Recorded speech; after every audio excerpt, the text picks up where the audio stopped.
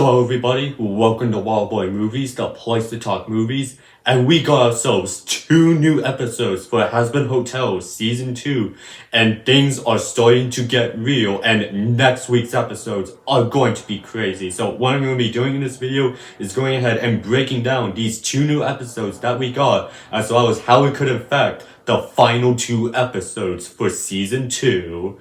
But be sure to hit that like button, subscribe if you haven't already, and comment down below your thoughts on these 2 episodes for Hazbin Hotel Season 2. And of course, from this point on, spoilers ahead for these 2 episodes. But without further ado, let's get right into it.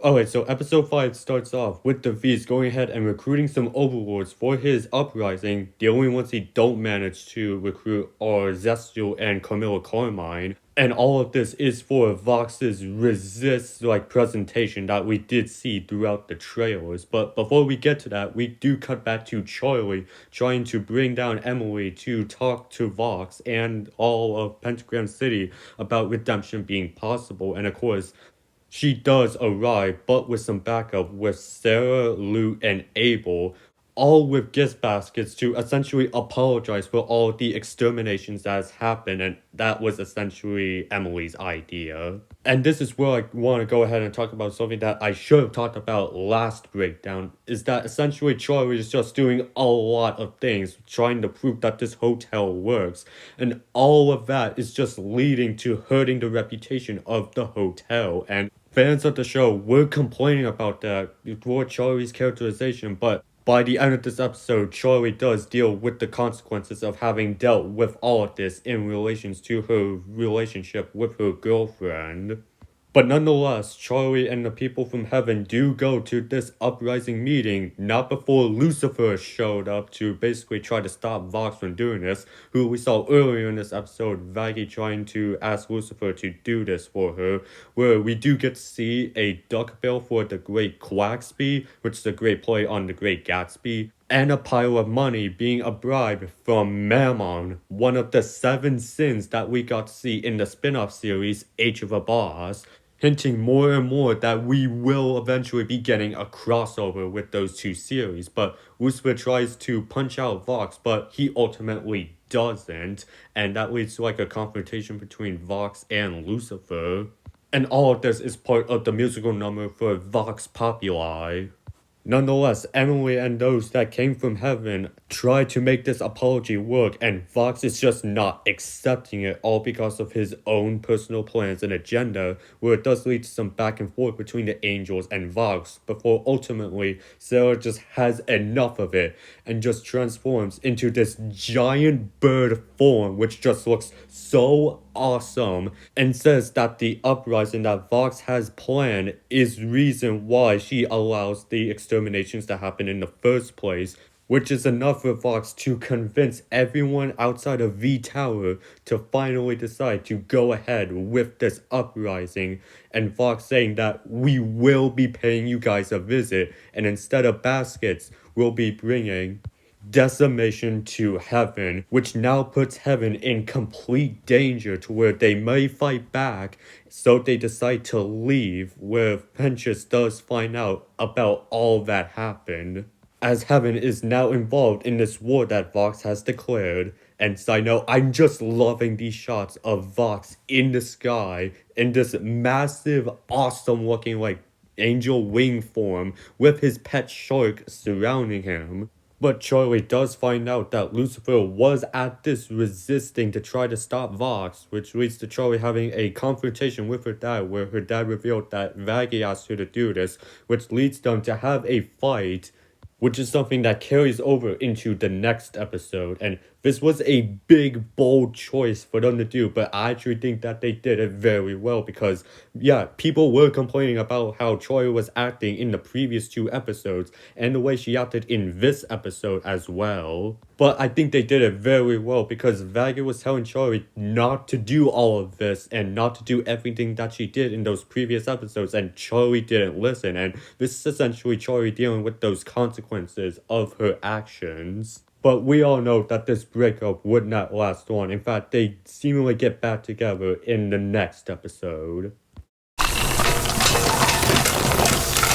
Episode 6 starts off with Vox convincing Camilla Carmine to make his giant weapon for his uprising. And by convincing, I mean coercing Camilla Carmine to make this giant weapon for his uprising. A decision that Zestial is against. And this coercion was possible because Vox threatened the lives of her daughters if they did nothing.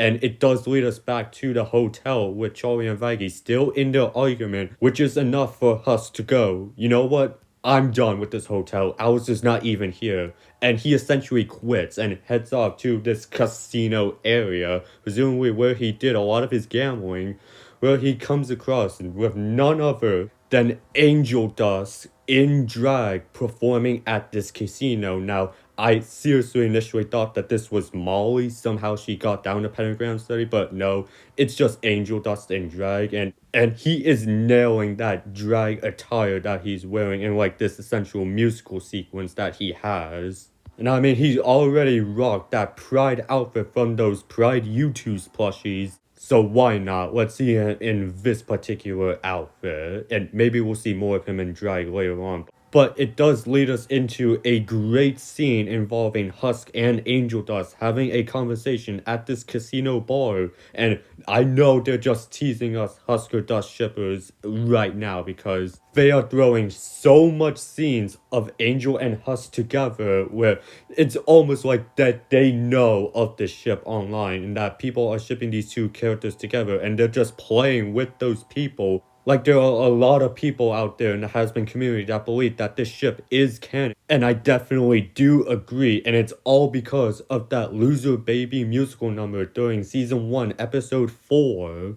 Like, right now, they're just teasing us that this ship is actually canon and they're just not confirming it. And it's just starting to kind of like be insane. But we're gonna have to put a pause to the stuff involving Angel Dust for now because we gotta go ahead and talk about the storyline that goes on with Charlie and Vaggie. Because they went ahead and went to pay a visit to Camilla Carmine to try to talk some sense into her and convince her not to build this giant weapon that Vox wants for his uprising, but Camilla refuses. And it's during this moment where we get to see more of Vaggie flashbacks, where we do get to see more of her during her days as an exorcist angel, to where she seemingly had a friend or a lover that was taken away by both Lute and Adam. Interesting that we're still getting flashbacks to this character even though we thought we learned enough from season 1. Nonetheless, when Charlie and Vaggie return to the hotel, they do have a conversation in their room where Charlie apologizes for all the things that she did,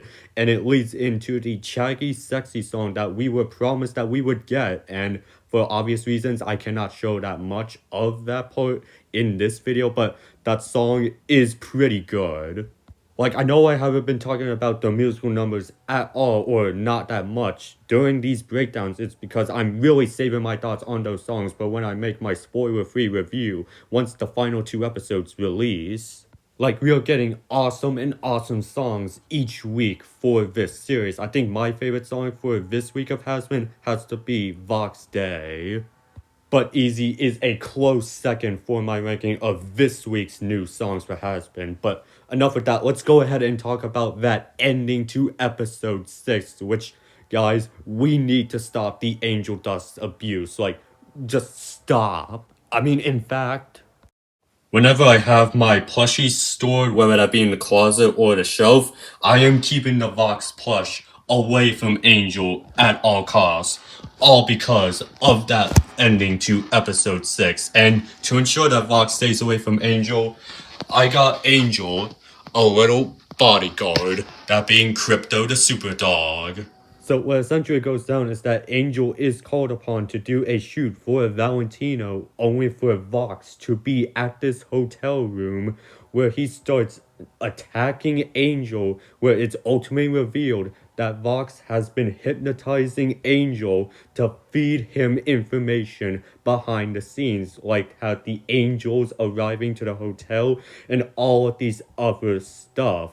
Vox has been using Angel as a spy the whole time. Before Vox decides to take Angel and to use him as part of his final part of his plan for his uprising, and this made Vox a bit more of a dislikable character. Now, I did like the character of Vox, and I still do kind of like the character of Vox, but my percentage for liking the character of Vox has dropped a little bit. All because of what Vox does to Angel here. Like, he does not deserve all of this. And the episode ends off with Lucifer being called by Charlie, or who he thinks is Charlie, because it's actually Vox, who intends to use Lucifer as a battery source for his new machine that Camille Carmine has built for him, putting the final stages of Vox's plan for his uprising to come into effect that we will see play out in next week's 2-episode finale. And yes, I do say Vox's plan because there have been major hints throughout the season that Vox is going to be betraying the V's, whether it's saying trust me instead of trust us, or during the parade scene where he wrote I won, crossed it out to say we won. I didn't really pay that much attention to the theories that Vox is gonna betray the V's in this season, but from all the clues from previous episodes and even more clues in this week's episodes, I am gonna believe that theory that Vox will betray the V's and that his plan all along was to take over heaven all by himself without Valentino and Velvet. But yeah, overall, I'm still really enjoying this second season for Hazbin Hotel. I'm really enjoying some of these visuals that we are getting, like this shot that is on screen, some great reveals, along with great musical numbers, and a cliffhanger ending that I really want next Wednesday to arrive. And while it's not as big of a cliffhanger as Infinity War or Across the Spider-Verse, it's still a cliffhanger ending that I really want to see how it ends up being resolved in these final 2 episodes. And also how they go ahead and set up that 3rd season. And small little thing to mention, Valentino is from Florida. Small little detail that I wanted to include in this video. But that was my breakdown for episodes 5 and 6 of Hazbin Hotel Season 2. I cannot wait for next week to arrive so we get those final 2 episodes and we know how this season goes ahead and concludes. And I definitely will be breaking down that ending next week, so stay tuned for that. And also leave your thoughts down in the comment section of these 2 new episodes and what you think could be going down in these last 2 episodes from what we got here. But while you do that, be sure to hit that like button, subscribe if you haven't already, and I will see you in the next video. And have a great day.